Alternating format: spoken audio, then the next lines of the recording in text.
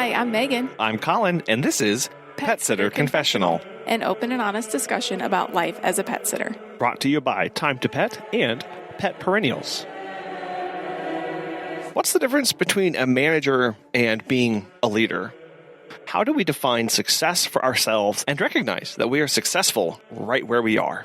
Today, we're really excited to have Wayne Hartley, owner of Happy Hearts Pet Care, to discuss his journey into and through the grooming world, what it's like worrying whether your employees will be cared for, and how he keeps all of the things that he has juggling in order. Really excited to bring this one to you. Let's get started. Thank you, Colin. I really do appreciate it. I love that.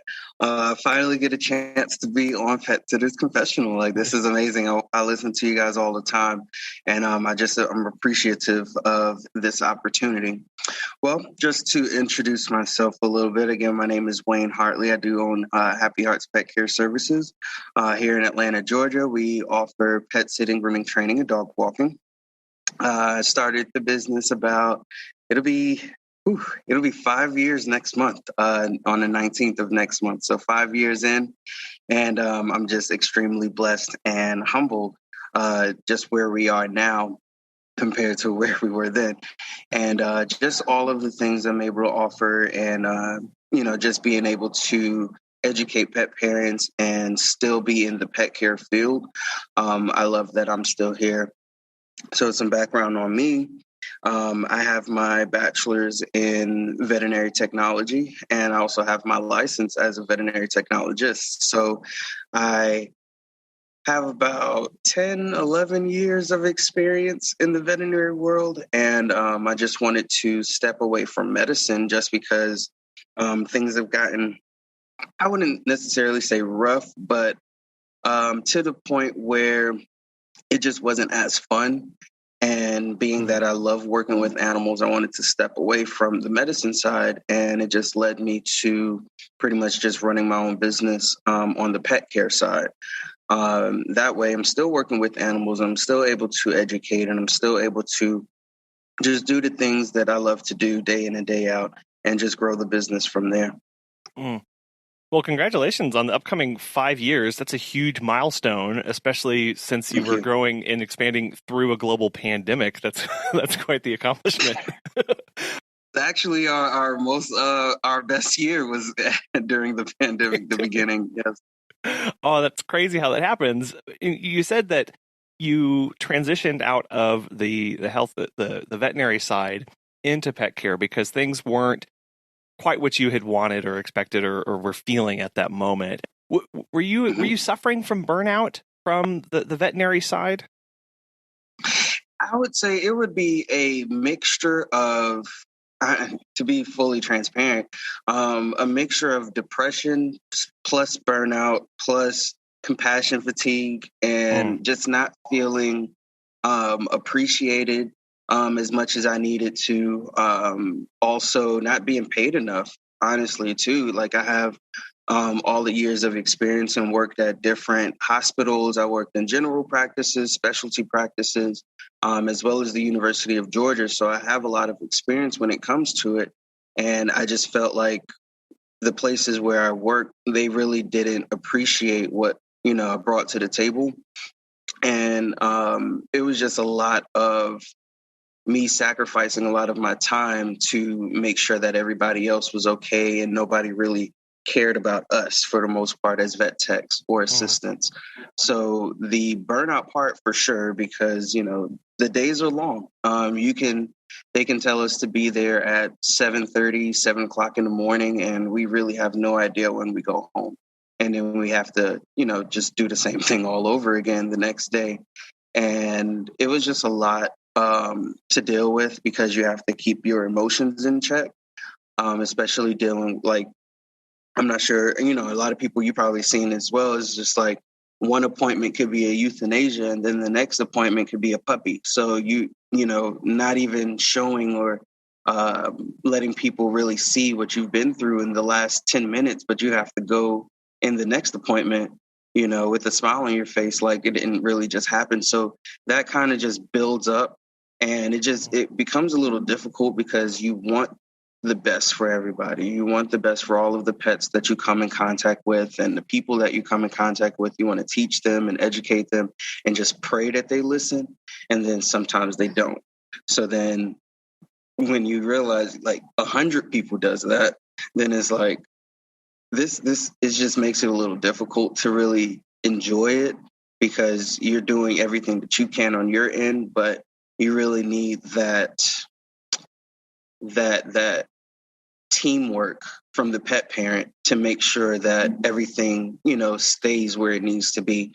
And sometimes it just doesn't. The pet parent plus like the management system with, certain jobs as well, that makes it a little hard as well. But a mixture of all of them, is just, it can really weigh in on some techs and assistants, as well as myself, like throughout the years. Mm. Well, so having experienced that on the veterinary side, how have you set up your business and structured and boundaries differently in your own business? And how do you support the staff that you have too? Well, first, I don't like to say that I manage people. That's the thing. It's not even so much as being a manager. I think when people become in management, they tend to feel like they have to micromanage, and they have to, just really treat people a certain way because now they're, a little higher on the tier level. But as far as me, like we're a team. I treat everybody as a team. I treat everybody as family. I treat everybody as if we're on the same, level and everything like that. So when it comes to certain things and certain aspects, everybody feels like we're one. Like we treat each other with respect and accountability, and we communicate effectively as best as we could. So I don't manage people. I'm more of a leader when it comes to handling everybody that works with me.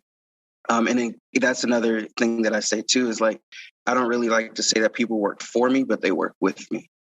We are a team. Like we're all working towards, this common goal and making sure that, pets are happy, people are happy, and the business stays afloat. So it's not just them doing the work. It's all of us collectively working together to do it. So when it comes to, stepping away from medicine and then running a business, because I used to be a hospital manager, and I had to lead my team, and I had to make sure that everybody was good. So I'm just using all of that experience from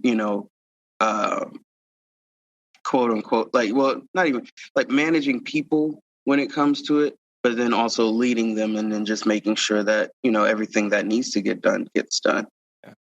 Yeah, I think that is a really fine line between, and I think that impacts how you view the people that you're surrounding yourself with. Am I leading these people, or am I managing them? Like that may sound a little, oh, they're one rung lower than I am, or they're doing things that I don't want to do, and I've got to make sure that they don't mess anything up. I think you have these connotations that can come from that. So when you describe yourself as a leader and you're leading your team, is that something that comes naturally to you, or have you had to work through things? A little bit of both. I am the eldest out of my siblings, so I had to naturally lead them and make sure that they, stay out of trouble as best as I could. It was fun growing up for sure. Yeah. It's 7 of us, so Wow. it's a lot of us. Yeah. But otherwise, like there's been just through the journey, there's been things that, of course, I've had to learn, and I'm still learning, and I'm always willing to learn. So I do a lot of personal development. So like I'll watch some videos, or I'll read certain books, listen to podcasts and things of that nature. So it's just a matter of just constantly having that mentality to learn and just humble myself and just not feel like I know everything or I know how to do everything. But I always want to just make people, realize like, I'm human too. I make mistakes, but if we can work together and just learn the things that we need to learn, everything will work out. So, it's been a journey for sure, but I do enjoy it. I do enjoy the position that I'm in, just because it teaches me that, again, I don't know everything, but as long as we're working together to find the answer, everybody's happy. Yeah, that is so key, recognizing that I may be the leader, you may be the leader, but I don't have to have all the answers, and that's okay. And I think we can kind of psych ourselves out a lot when we attach the definition of being leader to being the most knowledgeable. Like those two things are not connected, but unfortunately, that's where we get placed a lot of the time, especially as the owners of the business. Absolutely. Have you heard of Time to Pet?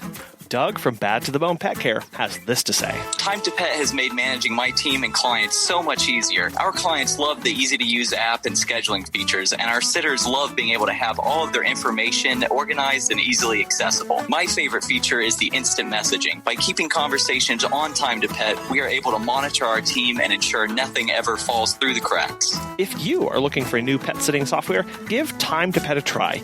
Our listeners can save 50% off your first 3 months by visiting timetopet.com/confessional. You're leading your team. Tell us about the people that you're working with. So I have a operations manager. I just hired another grooming assistant. She just came over from PetSmart as a junior groomer there. So I'm just training her, and then I also have another groomer. So I have two groomers. I have a operations manager and a few pet sitters. Again, like me being a vet tech, I have met a lot of other vet techs and worked with a lot of veterinarians. So I have two veterinarians, mobile vets that we're partnered with, and then I have under my staff part, I have a few pet sitters, groomers, and then my manager. So it's been really good just to try to manage everything and just keep everything where it needs to be. It's been cool. So, being a vet tech, I wanted to give that opportunity to make extra money because I know, how it is. I know that, we don't make a lot, but we continue to do what we love to do. So when it comes to pet sitting or dog walking, I will reach out to a few of my vet tech friends and I'll bring them under my staff and everything. And then just offer them, just like, hey, if you have the time, you're more than welcome to make a couple extra dollars. And then, if we have sitting or walking in the area, you're welcome to, pick up that job as well. I'm sure being in the trenches on both sides, you do have that viewpoint that you're able to relate to them and schedule around those needs. Do you find that scheduling everybody, how do you manage that with so many moving pieces? Well, with a grain of salt. You just got to breathe and you just got to breathe through it. So I like to just strategize everything and just make sure, just keep everything as compartmentalized as possible and just not stress out about it. So we use a program, we use Pocket Suite that has been a blessing to use because it just makes it a little easier as far as like management systems and who to assign certain jobs to and things like that. So we just use that and I just go through it. I'm constantly checking it just to make sure like our routes are good and everybody has what they need. And, it's just going from there because like the clients, they're able to sign our forms and put their deposit down, pay everything all in one place. So that just makes it so much easier. So it's not so many moving parts when it comes to handling clients. It's just a matter of making sure that everything on our end is where it needs to be. Was moving to a software-based booking, tracking, and implementing everything, was that an easy move for you, or what was that process like getting everybody on board with that? It was easy. I will say it was the only thing that made it time consuming was when I had my old system. So before I was on there's a program called Calendly, and then it was integrated with PayPal. So that caused some issue because everybody didn't want to pay through PayPal, and some people didn't want realize that they can continue to check out as guests and put in their card information and things of that nature. And then with Calendly, you can have multiple people on there. It just gets a little tricky with just trying to explain certain things to certain people. So it was just the transition over to Pocket Suite that I had to put all of our appointments that already been confirmed into the system because there was no way of moving that part over. But as far as all of our clients, their numbers and addresses and everything, I was able to get an Excel sheet and just move that over. And then they made it really easy and just put it in there for me and just handled it the best way they could. And I double checked it, triple checked it, and just everything was where it needed to be. So I was just extremely happy about that part. But it has made a difference being using this program than the last programs that I've used, or even paper and pen. Just trying to keep everything down packed on paper. It just it gets lost in the sauce, and it was just now it's so much easier. So it's made life a lot easier for sure. Yeah, it's one of those things that you look at those kind of startup costs, and that may that may weigh on someone's decision to develop a new system or to go down a new path. But once it gets set up, sure, that may be a little painful, but once it gets set up, it really does provide so much. And just getting some sort of software to keep it all organized so that you're not having to really takes a lot of stress off of you as the business owner, so you can focus on other stuff. Absolutely. And it's just, we wear so many hats as entrepreneurs. So definitely having the right software helps you relieve some of your stress because there's so many other things that need to be done on a daily basis. Like my to-do list is forever growing and never ending. So it's just there's always so much to do. There's always so much that needs to get done and so much that needs to get handled. So it's really important to have the right team and the right people around you, and just to be able to delegate a lot of the things that you have going on because, again, one person can't do everything. And it really depends on how big you want your operations to be as well. So that is something that I will say.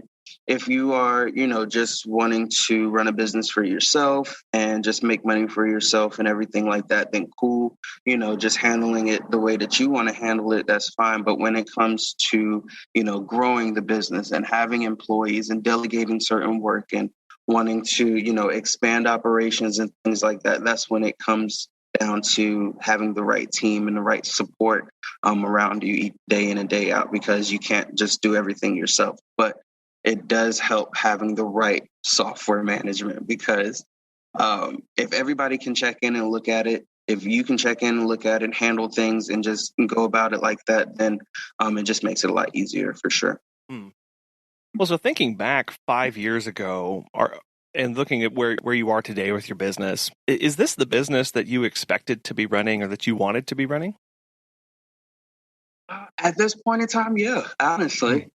Back then, when I first started, I used to work at UGA at the vet hospital, and then I also worked at a general practice hospital out there. And I saw the need of pet sitters, check-ins, and then also rehab help. We had a lot of pets that were on the larger side, and then they had older parents. So they needed help moving around and expressing their bladders and doing rehab things as far as because they had probably a CCL tear or ACL tear. So they had that repaired and everything like that. So of course it was a little harder on them to move and, just do that therapy, that physical therapy. So I offered it, and it was good in the beginning. It definitely helped out. I didn't do as much as I as much as I wanted to back then, because I still had 2 full-time jobs. So I was able to do what I could in the meantime. But looking back at it now, and where I am today, like now I'm full-time in my business and it's growing. I have 2 vans. I have a shop that we're opening up in downtown Atlanta. I have merchandise. I see my logo everywhere. Like, it's just amazing just to think, from there to now, all of the things that I've done. And I'm just humbled and blessed, honestly, just thinking about it, because I will say, of course, everybody has their goals in mind, where they want their businesses to be and stuff like that. And I want to say I would have to look through one of my many notebooks what my 5-year goal was back then and where I am today, and just see, what compared to what I wrote down then to what I'm doing now. But it's just, I wouldn't trade the journey for anything, because I feel like I am where I need to be right now. And it's just a matter of continuously growing and learning, and just doing the best that I could each and every day. I think that really gets down to how we personally define or seek after what success is. And I know that's different for everybody, because as you said, we all have our own goals and our own reasons for doing this. But unfortunately, we can kind of get caught in that trap sometimes of comparing to what the next person's doing, or comparing to the other person's doing, and never quite feeling like we're getting, or we are successful. So for you, how will you know that you're successful in business? Or do you consider yourself already successful? I would. I definitely would. I do consider myself successful, just because I have the mindset that every day that we're above ground is a successful day. So every day that I'm learning and my books are filled, clients are happy, we are, making money, we're keeping our expenses lower than, the money coming in. And it's just that's a measure of success for me, because it means that I'm running a successful business. I'm running a, sustainable business. I'm making sure that not only are my bills paid, but those of my employees are paid as well, and everybody's happy and they still enjoy coming to work. We talk, we meet after work, and I just make sure that everything is where it needs to be and they're happy. So that's a measure of success for me. So I would never say that I'm not successful, just because at this point in time, my level of success is where we're at. Now, I do have like my goals and my dreams where I want to take the business and everything like that. So once we get there, then we'll be at that level of success. But I would say that at this point in time, yes, I do run a successful business. I would say that I am successful. And I've had a lot of successes in the past, and I've had a lot of losses as well. Between friends, money, family, jobs, networks, things like that. Like, it is what it is. And that's the journey of it. You're going to have a lot of failures. You're going to have a lot of losses. But when you can say that your business is actually doing what it needs to do, then you have to, just take that win and say that you are successful, and just continue to keep grinding and continue to do what you have to do. Mm-hmm. Yeah, I think too often we forget that success can be present tense. We can say that we are successful right now. It's not something that we're always having to. It's not something that we can attain tomorrow, or we have to attain in the future. I love that mindset that you have of looking around and going, you know what? This is successful because it's meeting all of my goals. I'm able to do and operate the way I want to. And that doesn't mean that we get complacent and stop trying to grow and stop trying to do new things. It just means that we can look at what we have and just honestly, and I think that's really hard for a lot of people. I know it's hard for me. It's still weird to kind of say, oh, this is successful because it's paying all of my bills. Wow, like that is something. I never thought that would happen, or it may you feel like you need to be bigger, be doing all these other things, but to just take a step back and breathe and go, no, this is successful. Yeah. Absolutely. It's really difficult, as an entrepreneur because you're so hard on yourself all the time. Hmm. You not only have to deal with what, millions of other people think and say and try to advise and try to tell you what to do and stuff like that. But, the hardest critic that we all have is ourselves. And I've been, I'm guilty of it. I've definitely been guilty of just being so hard on myself that I really don't see how good things could be or how good things are. And I just, like you said, you have to take a step back and breathe and just really realize, like, yo, like I'm doing this. I'm here. Like you said, bills are paid, food is in the fridge. I always have something to eat. The lights are on. I have gas in my car. I have money in my pocket. I have money in my bank account. Like, I am okay. Like, I stop stressing over the little things and just really realize, like, you have it a lot better than what you realize or what you think you have it. And it's just a matter of just continuing, just having that positive mindset that, it doesn't matter what it looks like, but just keep grinding and just keep going because you are a success story. Honestly, like everybody, has their story, but you are definitely a success story when you can really sit back and say that the things that you've wrote down or wanted to accomplish back then, and you're actually accomplishing it now, you're doing it, and just keep grinding, keep going. I think that's why it's so important to actually write some of these things physically down, because how quickly we forget Absolutely. where we were 2 years ago, 5 years ago, how quickly we forget where we started and what we thought, 5 years ago, 10 years, I know from Megan and I, 10 years ago when we started, if I wrote down what I thought success was, I guarantee you I'm 10 times more successful than what I even thought was possible back then compared to where we're operating now. And now it's just, well, this is ordinary. This is just what we do. This is just, and we forget. This is light. This is every day right here. Yeah. Until light work, okay? Exactly. Until you get these little reminders, and I love how they kind of break through and punch through the reality bubble that we set around ourselves. Of, you mentioned, like, we were in the grind, we're busy, we got our heads down, and then all of a sudden, every now and then, this little thing pierces, and for you, it was you see your logo everywhere. I'm sure it was probably still weird to see your own van driving down the road and be like, hey, that's me.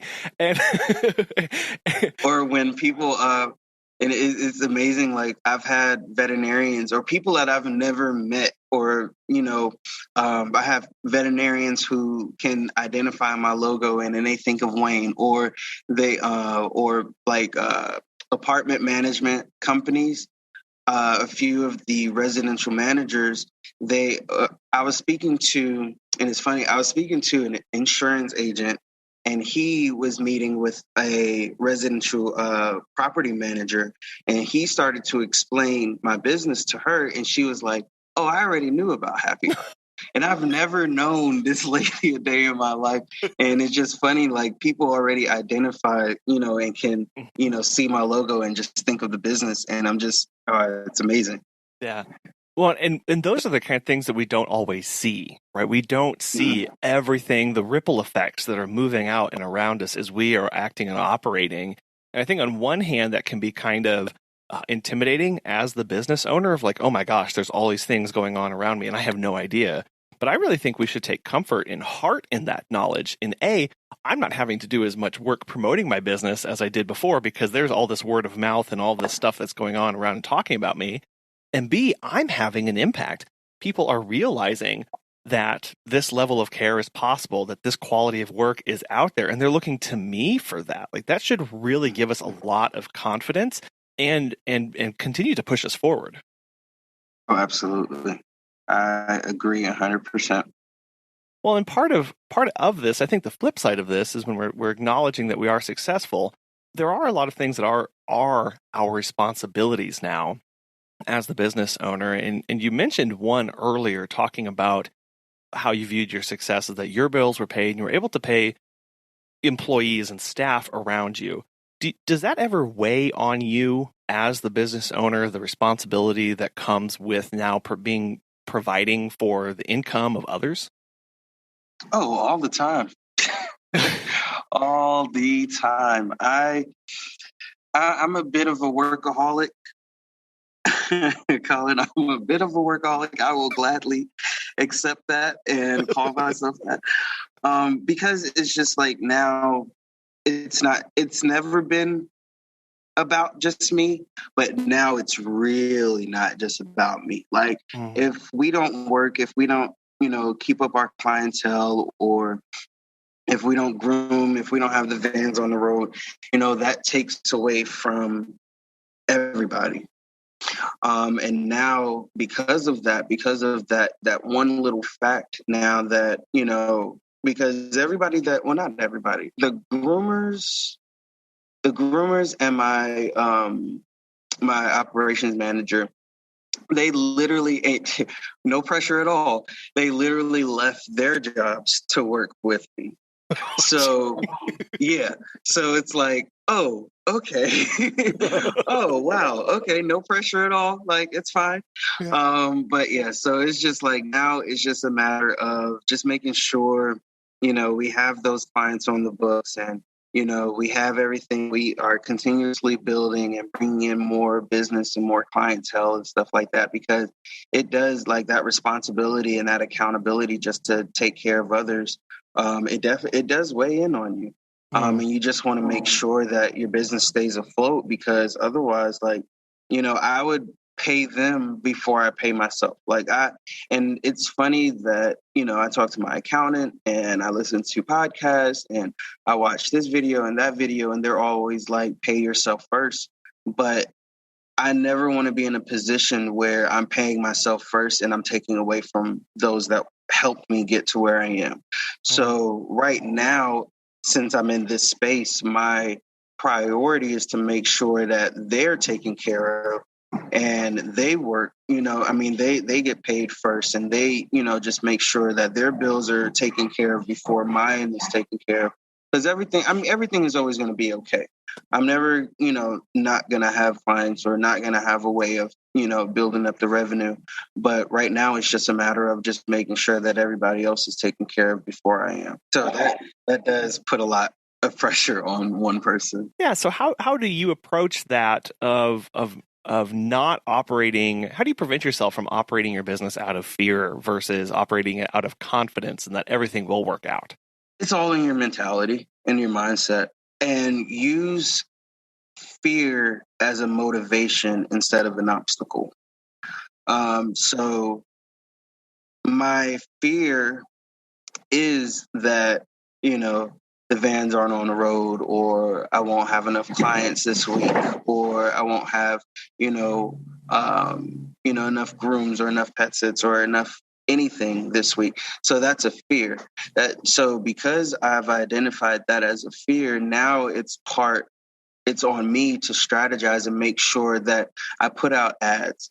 I maybe offer some type of discount code for referrals, or I speak to more people. I put out more cards, or, I go talk to different businesses that are pet friendly. I go talk to, dog parks, or, just I find the clientele, or I find the people, or I find, the things that we need in order to make sure that my fears aren't given more power than what they already have. And, it's just a matter of just strategizing and understanding that you do have the power to turn this fear into a strength, and just be able, because, you can use fear as a strength. And I don't think people realize that, you can use that as a strength, because now that you've identified what you're scared of, now it's just a matter of changing your mentality and putting forth the effort to not let it overcome you, and do the things that you need to get done in order to continue to be successful. So that's just my take on it. No, I totally agree. And I think the big part of that comes from identifying the fear. And because the fear of the unknown, or being in the dark, can be all consuming and can be really crippling in our ability to move and to operate. It's when we're able to give it a name that now we're able to actually work with it and use it as opposed to always trying to guess what's going on around us. That's really where I think that strength comes from, is whenever we're able to identify what that fear is, and that it's okay to label those fears. Like, that's not acknowledging what you're afraid of or what's driving you is not a weakness. It's not a weakness to have fears in business, because I think if you're not afraid, sometimes you might want to check and really make sure. but I think it's once you give it a name that you can take control. Mm-hmm. Absolutely. When you started the business 5 years ago, did you have fears starting out and moving and transitioning from your previous line of work as a veterinary technician into now going solo? It was. So yes, there's always that factor, because you have to build trust with people. You have to stand apart. Like, you have to let people know, like, what you're doing, and you can trust me with your pet, even if you're home or you're not home, or you can trust me with your stuff. You can trust me around your family or your other pets and your objects and things like that. So you have to build trust with people. There's always that part. I think a lot of the comfort that I believe I bought was that I worked in the field, and I've come with a lot of experience. And also, a lot of my clients, I met them at work. So that also brought them comfort as well. So it was just a matter of, just being able to, build the trust amongst people, just staying educated on everything on my end, just being able to educate pet parents on what proper pet care looks like, and if they ever had questions or if they ever had any concerns, I was always accessible to them, and just going from there. So I would say over the years, it's become a lot easier for sure. But definitely it was a little fearful. I was a little fearful in the beginning, because, you just have to, it's different when now that you're working for yourself and you're not working for anybody else. If anything does go wrong, or something is not up to par, or, they have some type of issue or inquiry about something and you may not be comfortable with it, now it's on you to handle all of that. It's on you to handle, any type of discrepancy with the business, or anything that you may have fallen short on. And you have to be, integrity goes a long way. You have to be accountable, and you have to be just transparent with them. And prayerfully, they understand and they get it. But then at the same time, there are those that don't. But you have to exercise, at that point, you exercise emotional intelligence, and just handle it the best way that you can. And at the end of it, just remain humble and just understand, and also realize they're not the only person in the world. Like, you can find other clients, but it is okay if you do something that they don't agree with, or they do something that you don't agree with. It is okay. It is what it is. People are people, and you can't please everybody as much as we try to. That is definitely a real struggle of wanting, and I think that comes from a lot of fear of scarcity, of not recognizing where that fear is coming from. And when we try and take on too many clients, when we want people to like us, I do feel like that comes from this fear of not having enough and not being sure of what's going on around us. And you also said a really big word that I want to take a step in and touch on and have you kind of suss out for us here. You said operating with emotional intelligence. What does that mean or look like as a business owner to operate with that? It's taking a step back and breathing before you react. Just count to three. If there's anything that comes up that otherwise, I can't even think of a certain, or a pet gets hurt, or a client calls you and curses you out or gets upset with you because you didn't meet their expectations, or you're running late, or they just feel entitled and they feel like they can speak to you any type of way. There's certain people, of course, and then like even in our past, and you got to catch us on the right day too, because otherwise you will get a good lashing back, as far as like responses go. And, just sometimes you just have to exercise, that intelligence that, maybe they're just having a bad day. You can't really, you got to just take it with a grain of salt and not react in a way to make things worse. You can't really put more, fuel on the fire. Your job as a business owner, your job as a leader, your job as an entrepreneur, your job period is to put the fires out, not put more fuel on the fire. Now, once you hang up or once they go away, then you can really vent and let people know how you really feel. But when it comes to just handling that situation right then and there, you have to take a step back and understand, like, they are people too. Yeah, it is what it is. They may be having a bad day. It is what it is. But at the end of the day, let's try to compromise and, put this fire out so that both of us are happy by the end of this, or not even happy, but we've come to an agreement as far as what may have happened, whether it's our fault, whether it's your fault. But at the end of the day, we rectified the situation and now we're moving past it instead of continuously dwelling on it and making it worse.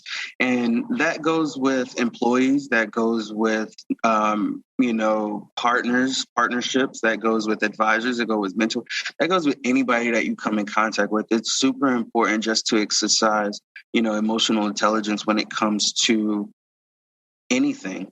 But especially with business, because, again, you're not going to please everybody and everybody's going to have their opinions. Everybody's not going to work as hard as you, be as passionate as you, especially as a leader.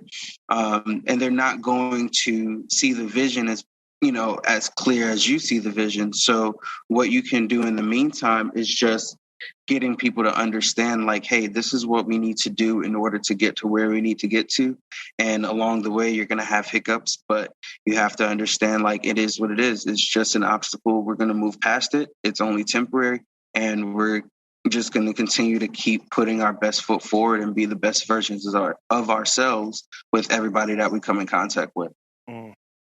Yeah, it really is taking a step back and not always reacting initially from initial thoughts. And I love how you said, breathing, providing this stability as the business owner, stability in income, in operations, in staffing, in services, and emotionally as well, of keeping things on the same playing field and the same level. And I love how you also said that you don't have to always be like that. It's not like we're bottling up our emotions and our feelings and never letting them out. It's just letting them out in the appropriate ways and the appropriate manners and in a healthy way.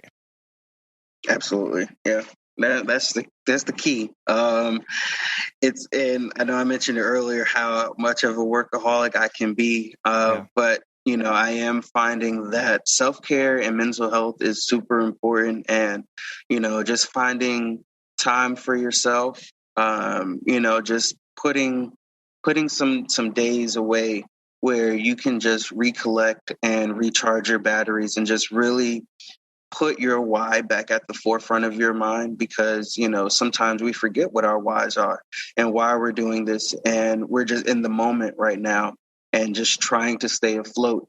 And that can put so much pressure on somebody. And, it's just a matter of, just taking some time out for you, get a hobby.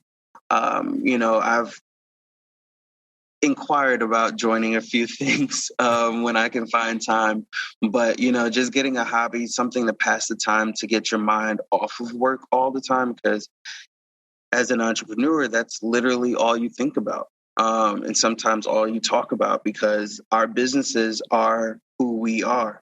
When people think of, my business, they think of me, or when they think of me, they think of my business. And I'm pretty sure it's the same with you as well, because otherwise, like, this is who we are. This is what brings in, our revenue. This is what pays our bills. This is what, makes us who we are at the end of the day, at the beginning of the day, and during and in between. So it's just like, if I want to make sure, my job is to make sure that everything continues to run as positively and smoothly as possible. And, in the meantime, you just want to keep, that maturity, where it needs to be in order to stay afloat.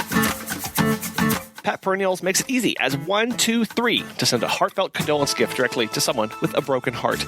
They have this awesome direct-to-client gift service that takes the effort off of us as the business owners and ensures a thoughtful, personalized sympathy gift reaches your client or employee. All gift packages include a handwritten card, colorful gift wrap, and shipping fees across the U.S. and Canada. They also offer an array of milestone gifts and greeting cards that can be sent to celebrate birthdays, extend get-well wishes, and welcome new and rescue pets. Additionally, there are gift choices in case you need to send a sympathy gift in memory of a special human client or celebrate a pregnancy, engagement, or wedding of a pet lover. If you're interested, register for a free business account to unlock the all-inclusive discounted package prices. Since the service is leveraged on an as-need basis, there is no monthly or annual obligation or minimum purchase.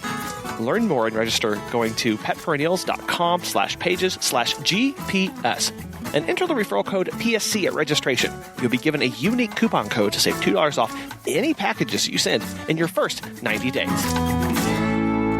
I want to dive a little bit into some of the services that you offer, because I think everything that we've talked about really is linked to the services and how you provide them. So when you started 5 years ago, did you immediately start offering mobile grooming and in everything that you currently offer, or how did you build and add services over time? No, so 5 years, it was just pet sitting, and like I would say some physical therapy help, and it was just strictly for the client that, the cases that I've helped out personally with, just because I didn't want to take on somebody else's case and, mess anything up. So it's just mostly just pet sitting, doing check-ins, and just some of the physical therapy that some of my older clients needed with their pets while they were close by. So it was just that. I would say maybe 3 years in, 2.5, almost 3 years in, that's when I started grooming, started really pushing more walking, as well as the training aspect. So when I lived in Athens, it was strictly just pet sitting and, some walking. But when I moved to the city and I was around more, build more clientele and everything like that, that's when when I started offering the grooming part and the training part. We had a trainer, but I'm looking for another trainer at the moment. But I am still able to do some training myself. It's just a matter of finding time to do so. So that's why we're looking for another one. But I will say that it has been fun adding it on. It could be a little stressful at times trying to handle, multiple aspects of the business as far as all of the services. But again, it's just a matter of compartmentalizing and just making sure that all the ducks are in a row and, there isn't any unturned stone when it comes to how certain things will get handled. So it's just, having all of your protocols in place and SOPs and just making sure the clients know what they're getting and what to expect, and just making sure all of us on our end, we know what we're doing too. It wasn't hard adding on the extra services, just because I understood, I saw that there was a need for it as well. And honestly, grooming has been a huge part of the business in building up the revenue. So I'm grateful that I was able to really learn how to, just do what I'm doing now. And I'm able to teach others how to effectively do it as well. Because I am self-taught, but I have trained under a groomer who worked for a show groomer. So she taught me a lot of things as well. She had her own business out in Stone Mountain. And I was able to work there for a few years, about a year and a half or 2 years or so. And just learned a lot of the techniques and just really become, better at what I do. And I do appreciate it because, I was literally, it's funny how that worked out too. I was going in to drop off some cards and she recently just lost her groomer. So she was telling me how she had a full day and I didn't have anything to do that day. So I was like, do you want me to come and help you out? And she was like, if you would, I would be so grateful. So I dropped off some cards. I went back home. I changed my clothes and I came back and I had a job. So it was really cool. That all just worked out perfectly. So that's pretty dope. But I enjoy just being, in the pet care side because I'm able to do a lot more, meet a lot more people. And grooming is consistent. Everybody needs their dogs groomed, whether it be short-haired, long-haired, no hair. They all need a bath and they all need their nails cut at some point. So I'm just grateful that I was able to make that transition into coming out of medicine and just being strictly into the pet care side. I mean, there's a lot of people that I know that's still on the medicine side. So I'm grateful that I do have my history in it. And I went to school for it and I have my license. So that gives me a little bit of of an edge when it comes to, why people should choose Happy Hearts over certain other grooming businesses or, other pet care businesses in the city. Well, and as you said, it keeps you connected to different aspects of the pet care community as well. You know the vets, you have these connections to the technicians, you have a history of that, so you can have connections with them. If they come and work for you as well, you can really sympathize with a lot of the stuff that they're going through too. For sure. Absolutely.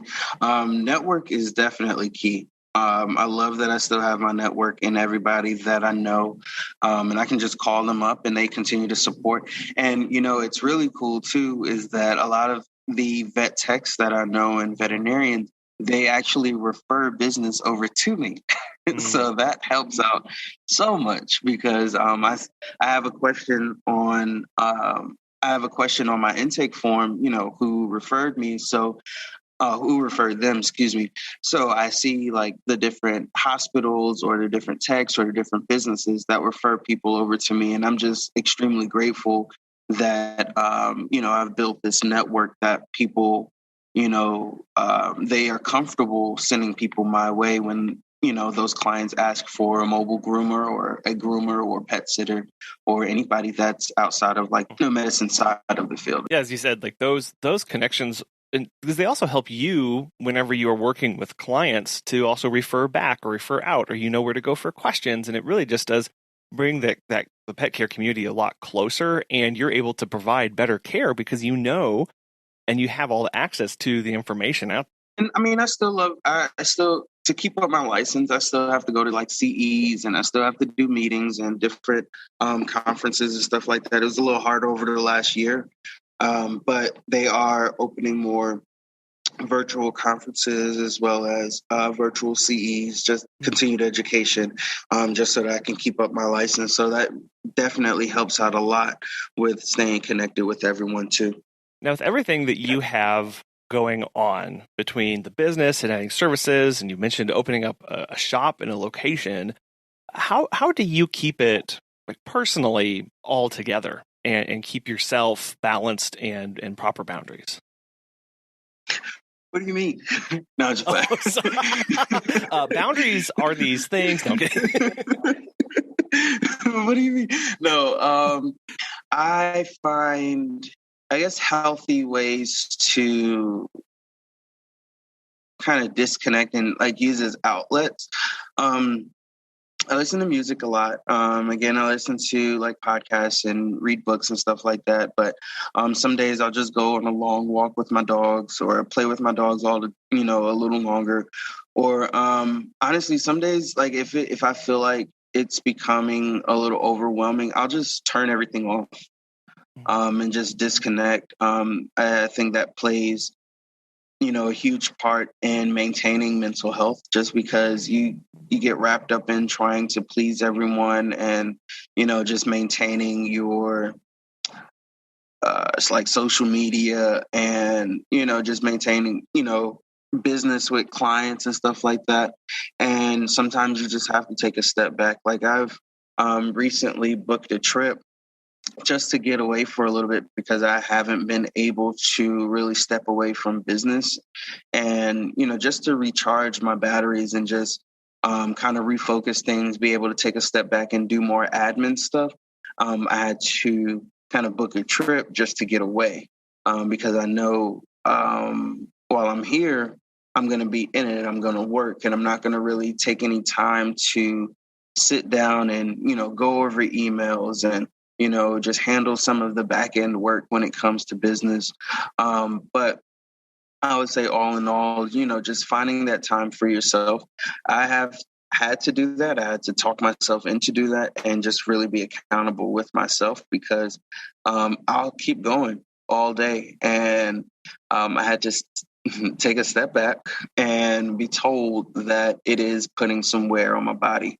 So I had to, just really get set some time apart for myself, and just kind of refocus and recenter things, because it is a lot, managing people, as well as our mobile aspect. And then we are opening the shop soon. So it is a lot, and it's going to be a little more, but it's definitely manageable when it comes to it, because I do have a good team of people that I can delegate certain work to, and they kind of take some of that off of my plate. So there's less that I have to worry about.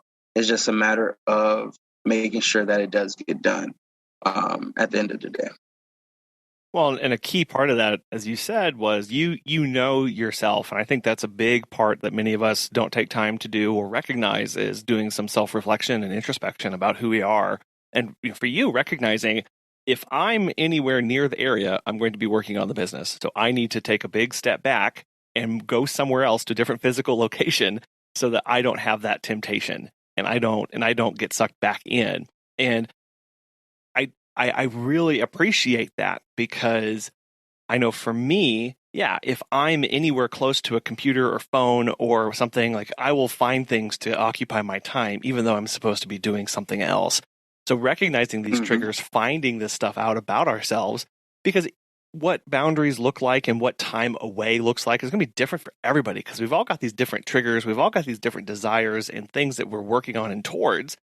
So it takes some time, a little bit of time and reflection to figure out, okay, what are these things that I'm getting that keep sucking me back in, and how do I separate myself from those? For sure. And that's hard. It's very, very difficult, because, again, we are our businesses and our businesses are us. So it's hard to really take a step back and just, let it. That's one of the biggest things that I'm learning now is that's another reason why I had to take a step back, because I can't really see what everyone else is capable of if I'm always here. And if I'm always here, I'm always going to be like, okay, and make them, have them feel like I am a safety blanket, or, some type of safety net if something doesn't happen or, add up well. So it's like I'm honestly challenging the team just to make sure that everything goes to where it needs to be, and everything can get handled, the way that it needs to be handled while I'm not here. Because that way, if I can see that they can do that while I'm gone, then even when I'm here, that actually frees up more of my time to focus on other aspects of the business as well, because now I can trust them enough to make sure that they handle more of the things that I've been doing myself, or even with them. That way I can, hire more people, or, expand a little more, go take this meeting, or, just, go to this aspect of the business. And that way I still know that the things that I've delegated or set in place for others is still taken care of the way that I would take care of them. Mm. And operating differently than you really have these inclinations to, and really trusting those processes and procedures and the people, right, that you brought in, that takes us operating differently than we used to, and is kind of a big step for a lot of us. And I think part of that is recognizing that in order to operate differently, we have to think differently and expose ourselves to different ideas and thoughts and ways of doing things. And that's kind of like, for me, we've run the business, the more I've realized we really are creators. We are creative people, whether we recognize it or not. We're trying new things. We're exploring new ideas. And so for you, where do you go for inspiration and for new ideas and new things? Nature. I love nature. Just walking around parks. I will, it's been a while, but I have really enjoyed like going to different nature reserves or different parks and just being, out in the open and just watching, people. I like to people watch. So I will go out and just watch different people with their pets and see how their pets interact and things like that. If, I can't be outside, then I just immerse myself in like different, podcasts or just watch certain movies, and just be in that space and just let, music kind of, take me away as well and just kind of zone out. And then that just helps out a lot when it comes to just kind of centering, myself and just trying to figure out, okay, what's the next step and what do I need to do and how do I handle this and things like that. So it's just, I kind of draw inspiration from, depending on what it is too, from just different aspects of life and just honestly, just letting it just come to me when it comes for the most part. I'm able to sit on a roof and just sit up there in quiet. I'll hear like the cars go by. I'll hear, life move around me, but just sitting still just does it. And it just helps out when it comes to just trying to, figure out exactly what's happening, and just staying in the present. I would not be joining you on the roof. I am terrified of heights, but I will join you for a walk. But you're right. No problem at all. It is. You're right. When we're busy moving around, we are active. We're doing all these things. We're trying to make things occur. But when we are still, when we are silent, when we stop moving, I think one of the biggest things there that happens is all of those unspoken either expectations or ideas or thoughts, those start to be able to bubble up because we removed the noise of life and activity. When we remove that, all of the active stuff, these passive thoughts, these ideas, these emotions, these desires do start to come out, and it can be kind of freaky sometimes. You're like, whoa, where did that idea come from? Or what? I didn't even know I was feeling that. But taking those moments to do that really does help you, A, manage those so that you don't have them building up over time, but B, tap into these ideas and this inspiration that maybe you didn't know was there. Mm-hmm. No, absolutely. And just finding that inspiration from, just the little aspects of life and just understanding you have to kind of separate yourself a little bit in order to continue to grow, and just understand creatives and artists and music artists, producers, they find their inspiration from, the smallest minute things sometimes. And that can be the same for us, and just put us in a happier place for sure, for business and for ourselves.